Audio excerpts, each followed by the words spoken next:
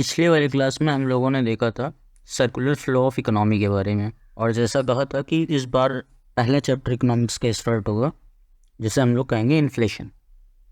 लेकिन inflation start करने से पहले पिछले वाले टॉपिक में सर्कुलर फ्लो ऑफ इकोनॉमी में एक चीज़ बाकी रह गई थी, जिसको हम लोग देख लेते हैं। और बचा हुआ क्या था कि एक्सटर्नल सेक्टर का सेक्टर्स के साथ क्या लिंक होता है। तो जैसा कि पहले बताया गया था, एक सेक्टर होगा आपका कंज्यूमिंग।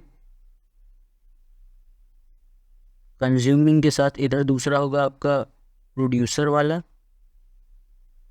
ठीक है, इसके बीच में क्या आ गया था आपके बैंक या फाइनेंशियल सेक्टर आ गया था, और नीचे आपका गवर्नमेंट आ गया था। अब यहाँ से आप देखिए कि कंज्यूमिंग का प्रोड्यूसर के साथ क्या रिलेशन बताया गया था। ये फैक्टर सर्विसेज देता था,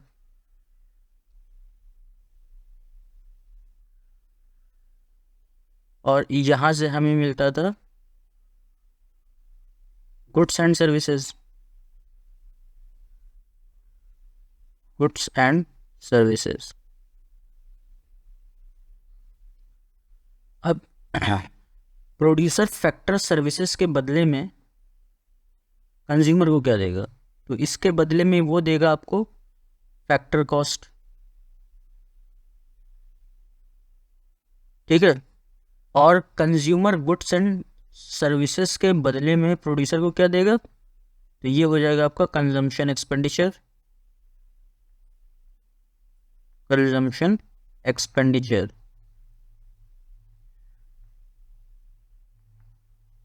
गवर्नमेंट का यहाँ पे क्या रोल हुआ और बैंक का यहाँ पे क्या रोल हुआ। तो कंज्यूमिंग सेक्टर बैंक के पास क्या रखता था, सेविंग रखता था अपनी, और उस सेविंग के बदले बैंक उसको क्या देता था, इंटरेस्ट देता था। ऐसे ही प्रोड्यूसर और बैंक के बीच में क्या रिलेशन था, तो बैंक प्रोड्यूसर को देता था लोन, और उससे बदले में लेता क्या था, ऑब्वियसली इंटरेस्ट। बिना इंटरेस्ट के कोई काम नहीं होता। अब कंज्यूमर और गवर्नमेंट का क्या रिलेशन था, तो कंज्यूमर गवर्नमेंट को क्या देता था, टैक्स, और इसके बदले में गवर्नमेंट कभी कभी कंज्यूमर को क्या देता है,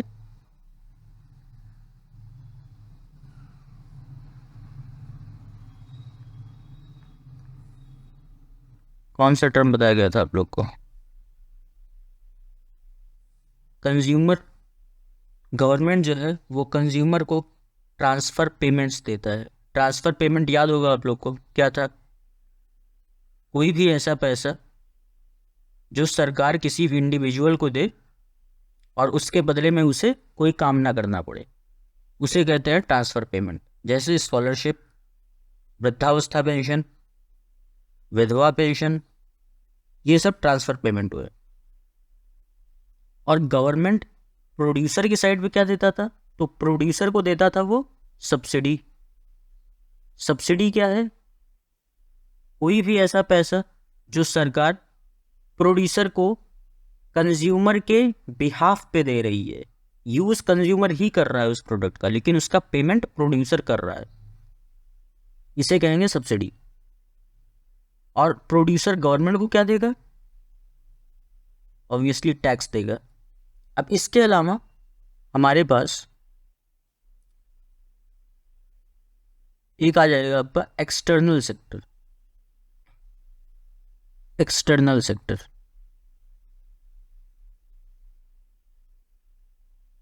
और ये दोनों तरफ रहेगा। इसमें हम देखेंगे कि कंज्यूमर का क्या रिश्ता होगा और प्रोड्यूसर का क्या होगा। एक्सटर्नल सेक्टर,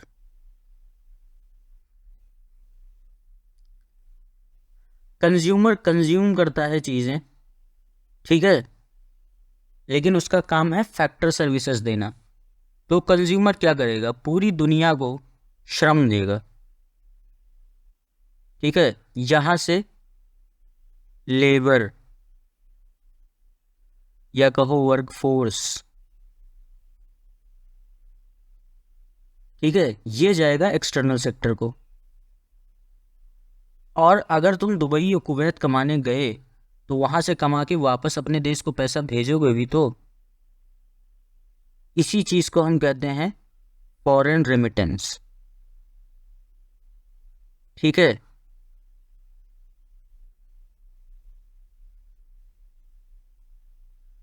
और प्रोड्यूसर क्या करेगा? चीजों को इंपोर्ट करेगा। प्रोड्यूसर अगर बना रहा है तो वो इसको इंपोर्ट करेगा ना।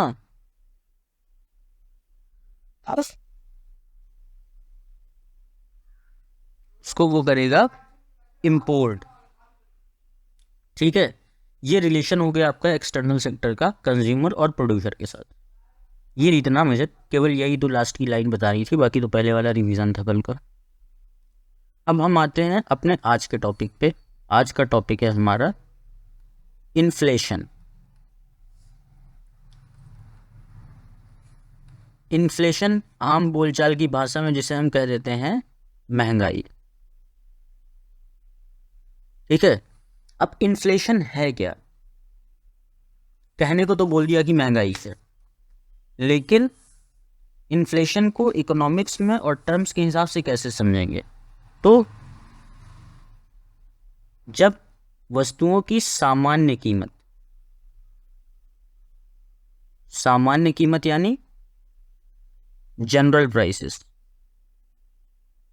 प्राइसेस समझना है। प्राइसेस और जनरल प्राइसेस में अंतर। प्राइसेस किसी एक इंडिविजुअल चीज के प्राइस की बात होगी, और जब जनरल प्राइस की बात की जाएगी तो मार्केट में ओवरऑल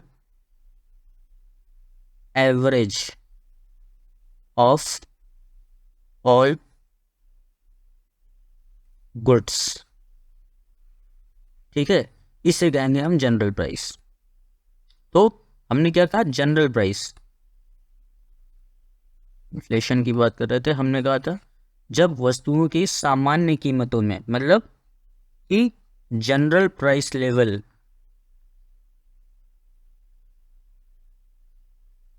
जब जनरल प्राइस लेवल बढ़ेगा, ठीक है, और परचेजिंग पावर ऑफ मनी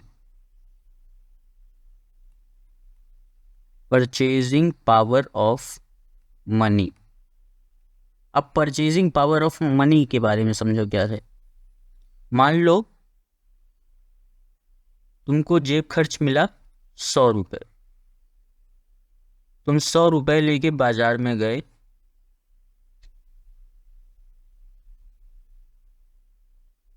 तुमने पी ली एक कोल्ड ड्रिंक,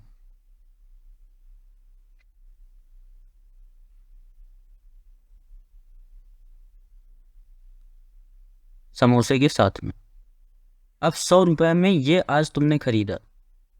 ये तुम्हारी परचेजिंग पावर है, तुम्हारी क्रय शक्ति है कि तुम्हारे पास इतना पैसा था इसलिए तुमने ये खरीदा। अब जरा सोचो कोल्ड ड्रिंक का प्राइस लेवल अगर बढ़ गया, जो अभी 50 रुपए की मिल रही है वो 55 की मिल रही है। ठीक है। और बाकी जो तुमने ओवरऑल ये समझो कि तुमने जो ये खाया, अब इसकी टोटल कॉस्ट हो गई है 120 रुपये, लेकिन तुम्हारी जेब में अभी भी 100 ही रुपए हैं। तो तुम्हारी परचेजिंग पावर घट गई ना अब, और सामान्य की मूल्यों में वृद्धि हो गई ना। कोल्ड ड्रिंक और समोसे का दाम बढ़ गया, तुम्हारे पास 100 ही रुपए है, तो तुम्हारी परचेजिंग पावर कम हुई ना। यह है परचेजिंग पावर, मतलब कि साधारण शब्दों में जितना पैसा है उससे कितना सामान खरीद सकते हो, यह है परचेजिंग पावर। तो अगर जनरल प्राइस लेवल बढ़ जाए और परचेजिंग पावर ऑफ मनी घट जाए तो इसको हम कहते हैं इन्फ्लेशन। तो ये तो बड़ी समस्या हो गई। समस्या क्यों हो गई भाई? समोसा कोल्ड ड्रिंक महंगी हो गई।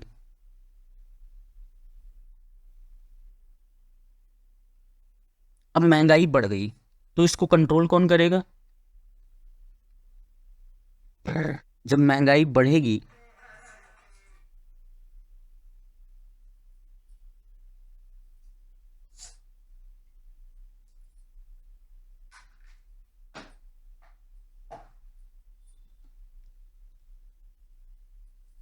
तो इन्फ्लेशन का कारण क्या होता है?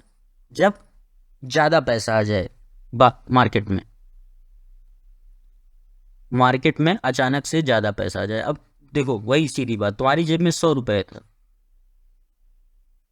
अगले दिन से तुम्हारे पिताजी ने बोल दिया कि चलो ठीक है, तुम अब से 200 रुपये ले लेना। अब तुम्हारी जेब में आ गए 200 रुपये। अब तुम ज़्यादा चीज़ें खरीद सकते हो कि नहीं? अननेसेसरी चीज़ें खरीदोगे, क्योंकि अब तुम्हारे पास 200 रुपये है। और इन 200 रुपये से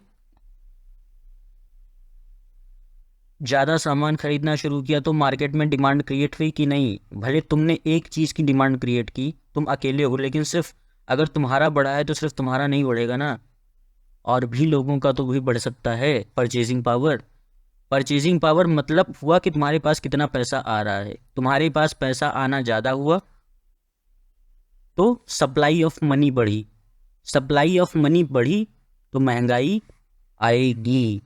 उसी को कहते हैं इन्फ्लेशन।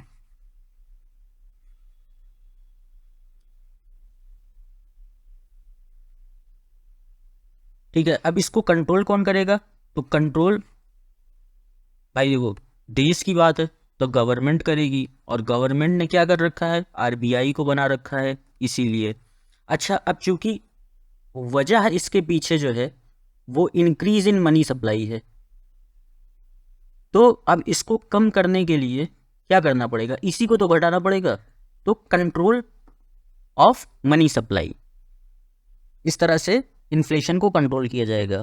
अब आरबीआई क्या करेगी? थ्रू मॉनेटरी पॉलिसी लाएगी वो, ठीक है,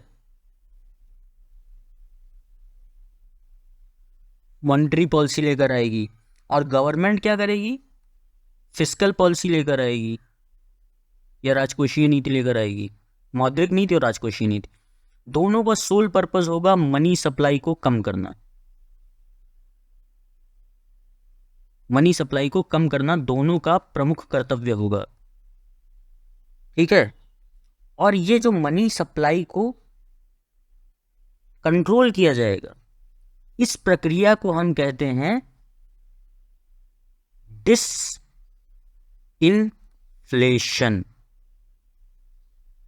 तो ये दो चीज क्लियर हो गई होगी आपको। दो टर्म हमने अभी तक देखा, इन्फ्लेशन और डिसइंफ्लेशन। दोनों कनेक्टेड कैसे हैं? इन्फ्लेशन का मतलब क्या हुआ? इन्फ्लेशन का मतलब हुआ जनरल प्राइस लेवल बढ़ा और परचेजिंग पावर ऑफ मनी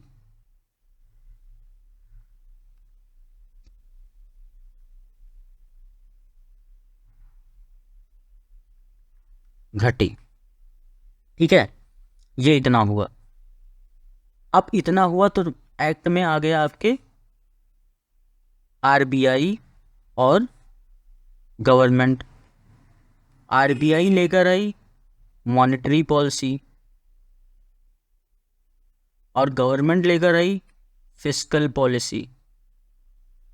दोनों का मुख्य उद्देश्य क्या था? दोनों का उद्देश्य था मनी सप्लाई को लिमिट करना, मनी सप्लाई को लिमिट करना या रिड्यूस करना।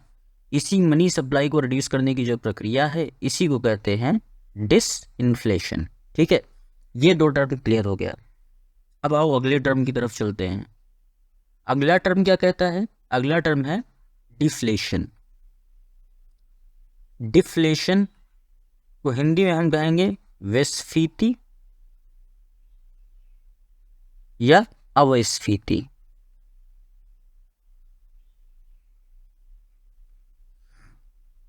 ठीक है। अब डिफ्लेशन में अभी तक जो इन्फ्लेशन की पूरी राम कहानी सुनाई, उसका पूरा उल्टा कर दी, वो हो जाएगा डिफ्लेशन। मतलब जनरल प्राइस लेवल गिरेगा, परचेजिंग पावर ऑफ मनी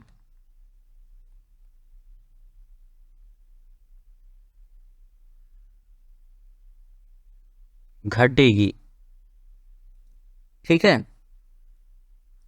और फिर इसका रीज़न क्या हो जाएगा, परचेजिंग पावर ऑफ मनी घट गई, इसका मतलब ये है कि मनी सप्लाई कम हुई है मार्केट में। ठीक है, तो रीज़न में क्या आ जाएगा, मनी सप्लाई रेड्यूस्ड।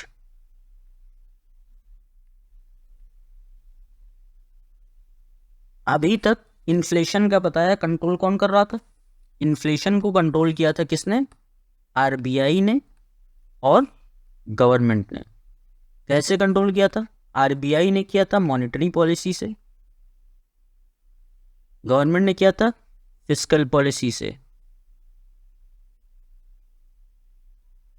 डिफ्लेशन को भी कंट्रोल यही करेंगे, और इस बार ये दोनों क्या करेंगे, मॉनेटरी पॉलिसी और फिस्कल पॉलिसी, इन दोनों का उद्देश्य होगा मनी सप्लाई को बढ़ाना। क्योंकि मार्केट में पैसा कम है तो मार्केट में पैसा इंजेक्ट करना पड़ेगा। ऐसे समय पे आप देखेंगे लोन के रेट्स में, लोन रेट जो होता है वो बैंक गिरा देते हैं ताकि आप ज़्यादा पैसा लो। ज़्यादा पैसा लोगे तो मार्केट में ज़्यादा पैसा आएगा, ज़्यादा पैसा आएगा तो खर्चा भी ज़्यादा करेंगे। ठीक है, तो टोटल पर्पस वही होता है, लिक्विडिटी इंजेक्ट करना। अब ये जो मनी सप्लाई बढ़ाने की प्रक्रिया है, इसको हम कहते हैं, वहाँ पे जो था डिसइन्फ्लेशन, ये हो जाएगा आपका रिफ्लेशन। रिफ्लेशन, ठीक है। तो इस वाले टॉपिक में हमने पहले पे हमने पढ़ा था इन्फ्लेशन, इन्फ्लेशन के साथ साथ में क्या आया था, डिसइन्फ्लेशन। ठीक है, तो अगर इन्फ्लेशन क्या है, जनरल प्राइस लेवल इंक्रीज किया, परचेजिंग पावर ऑफ मनी घट गई, और डिसइन्फ्लेशन क्या है, मनी सप्लाई को कम करना मार्केट में, इसी को कहा जाता है डिसइन्फ्लेशन। और फिर वहां पे इन्फ्लेशन के बाद आया आपका डिफ्लेशन, और डिफ्लेशन के पैरेलल में क्या था इससे रिलेटेड, रिफ्लेशन। रिफ्लेशन, अब ज़रा हम देख लेते हैं कि ये चारों कनेक्टेड कैसे हैं। ठीक है, तो हम ये एक ग्राफ बनाएंगे, ये हो जाएगी आपकी वाई एक्सिस, ये हो गई आपकी एक्स एक्सिस। वाई एक्सिस आपका प्राइस लेवल्स को डिनोट करेगा, ठीक है, और एक्स जो है आपका टाइम को डिनोट करेगा।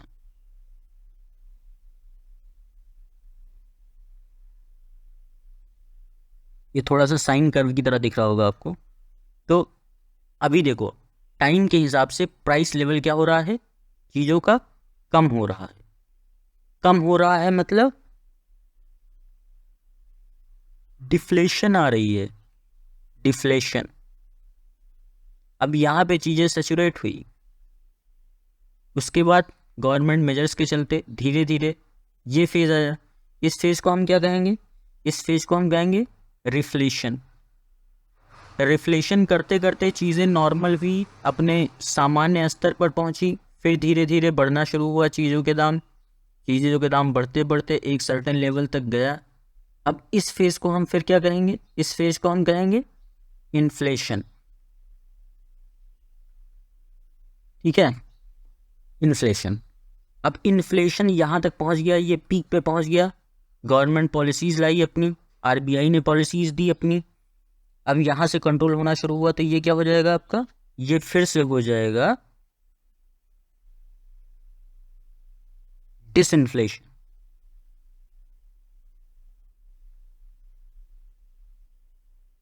होप आप लोग को समझ में आ गया होगा ये।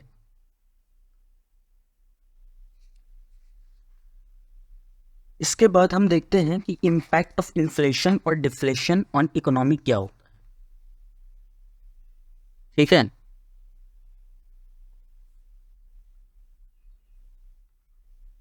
Impact of inflation and deflation. Impact of inflation and deflation. अब यहाँ पे दो चीज़ें समझ लो। पहले एडी जहाँ पर भी लिखा होगा वो आफ्टर डिमांड होगा, ये हिस्ट्री नहीं है, ये इकोनॉमिक्स है। एडी का मतलब यहाँ पर है आफ्टर डिमांड, और एएस का मतलब है एग्रीगेट सप्लाई।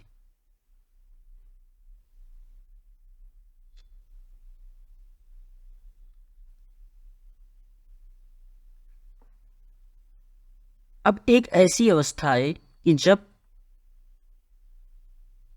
सॉरी, ये होगा आपका एग्रीगेट डिमांड।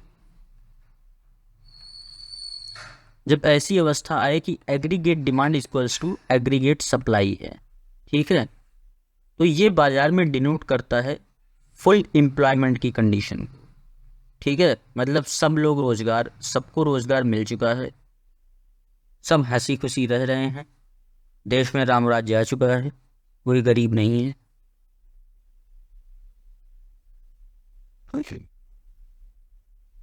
लेकिन अब अगर यही मनी सप्लाई बढ़ जाए, मनी सप्लाई अगर बढ़ गई तो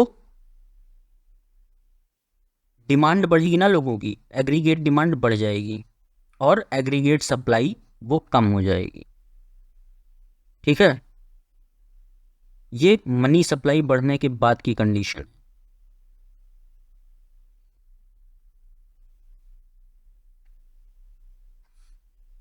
अब इसको हम एक ग्राफ के थ्रू समझने की कोशिश करते हैं।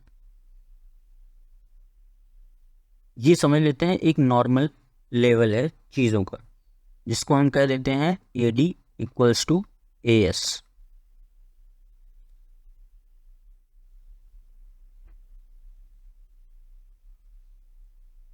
ठीक है, और ये हमारी हो जाएगी बिजनेस साइकिल।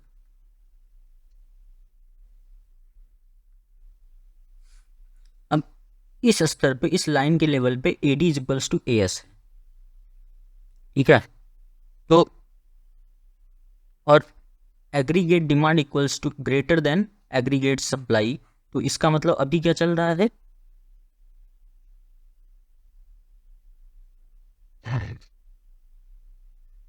इन्फ्लेशन चल रहा है। नहीं, इन्फ्लेशन कैसे चलेगा, इन्फ्लेशन में मनी सप्लाई बढ़ता है, चीज़ों के दाम महंगे होते हैं, हाँ तो सही है, तो एग्रीगेट डिमांड बढ़ गया, एग्रीगेट सप्लाई कम हो गई, डिमांड ज़्यादा सप्लाई कम, तो चीज़ों की कीमत बढ़ेगी, तो इधर आपका इस फेज में आ जाएगा इन्फ्लेशन। इन्फ्लेशन इस पॉइंट पे क्या है, इन्फ्लेशन अपने बूम पर है, सबसे हाईएस्ट पीक पर है, ठीक है, और ऐसे नीचे वाले हिस्से में एग्रीगेट डिमांड जो हो जाएगा वो एग्रीगेट सप्लाई से कम हो गया। अब डिमांड कम है, सप्लाई ज़्यादा है, तो मतलब मनी सप्लाई क्या हुई यहाँ पे मनी सप्लाई हो गई है कम, ठीक है। अब मनी सप्लाई कम हो गई है, तो यहाँ पर ये आपका जब यहाँ से गिरना शुरू किया ये धीरे धीरे, तो ये आपका रिसेशन फेज आ गया, रिसेशन, एम्प्लॉयमेंट घटना शुरू हो गए, ठीक है, एम्प्लॉयमेंट घटते घटते ख़त्म हो गए, एकदम से ही बुरी वाली सिचुएशन आ गई किसी इकोनॉमी के लिए, सब घर में बैठे हैं, इस जगह को हम कहेंगे डिप्रेशन। डिप्रेशन, अब डिप्रेशन से फिर धीरे धीरे चीज़ें उतरना शुरू करेंगी, तो यहाँ से जब ऊपर की तरफ चलेगा तो ये हो जाएगा आपका रिकवरी फेज, ठीक है। तो AD is equals to AS जो है वो दिखाता है नॉर्मल लेवल को किसी भी इकोनॉमी में, जब कंप्लीट एम्प्लॉयमेंट का स्टेटस है, ठीक है, लेकिन अगर एडी ग्रेटर देन एएस हो गया तो इन्फ्लेशन हो जाएगा। अच्छा, अब इन्फ्लेशन हुआ तो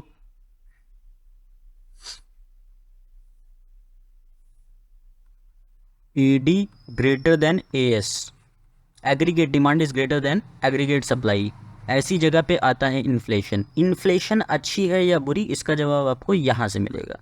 इन्फ्लेशन आया तो मतलब डिमांड बढ़ गई, सप्लाई कम हो गई, सप्लाई कम होने का मतलब कि प्रोडक्ट के जो स्टॉक्स रखे हुए थे, प्रोडक्ट के स्टॉक्स जो रखे हुए थे वो घट गए, ठीक है। अब स्टॉक्स अगर घट गए तो इसको कंट्रोल करने के लिए क्या करना पड़ेगा, प्रोडक्शन बढ़ाना पड़ेगा। प्रोडक्शन हमने बढ़ा दिया, प्रोडक्शन बढ़ाया तो इससे हमारी जीडीपी पे फर्क पड़ा, जीडीपी बढ़ गई, जीडीपी बढ़ी तो इकोनॉमिक ग्रोथ रेट बढ़ेगी, आर्थिक विकास दर बढ़ेगी, ठीक है। आर्थिक विकास दर बढ़ेगी तो लोगों के पास रोजगार आएगा,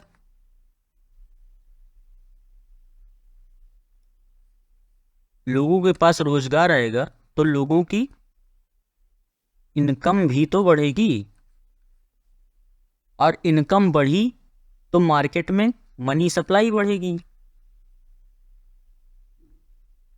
मार्केट में मनी सप्लाई बढ़ी तो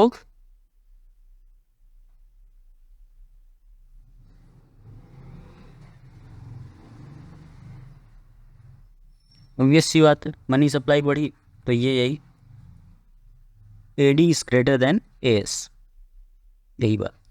अगली सिचुएशन देखते हैं हम। अगली सिचुएशन होगी आपकी AD is less than S, मतलब aggregate demand is less than aggregate supply. ये कंडीशन है आपकी डिफ्लेशन वाली। अब डिफ्लेशन में क्या था, ये मनी सप्लाई कम है भाई,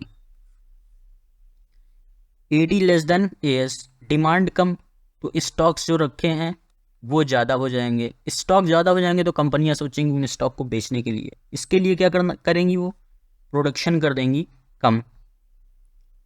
अगर प्रोडक्शन कम किया तो इसकी वजह से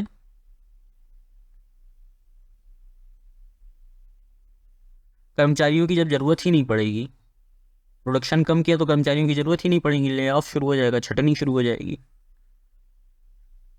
ले ऑफ स्टार्ट हो जाएगा, ठीक है। एम्प्लॉयमेंट खत्म, जीडीपी गोइंग डाउन, और जीडीपी गोइंग डाउन तो income going down, income going down, money supply going down, deflation keeps increasing, and so the cycle goes on and on and on, ठीक है। ये है आपका इम्पैक्ट ऑफ इन्फ्लेशन और deflation. तो आज के लेक्चर में हमने क्या देखा, पहले तो हमने देखा relation of external sector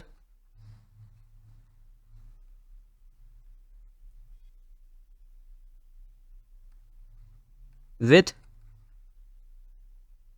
relation of external sector with producing and consuming sector।